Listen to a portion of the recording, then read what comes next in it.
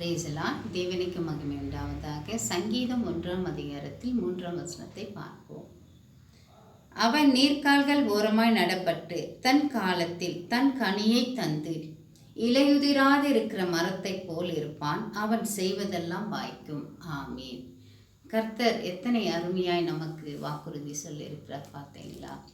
தன் காலத்தில் தன் கனியை தந்து இலையுதிராதிருக்கிற மரத்தை போல் வைப்பேன், அவன் செய்வதெல்லாம் வாய்க்கும் என்று சொல்லியிருக்கிறார்.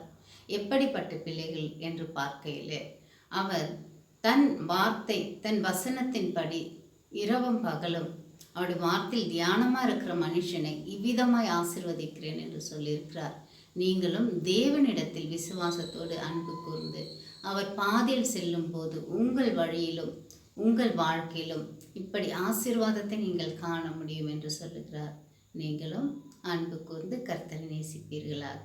ஆமென்.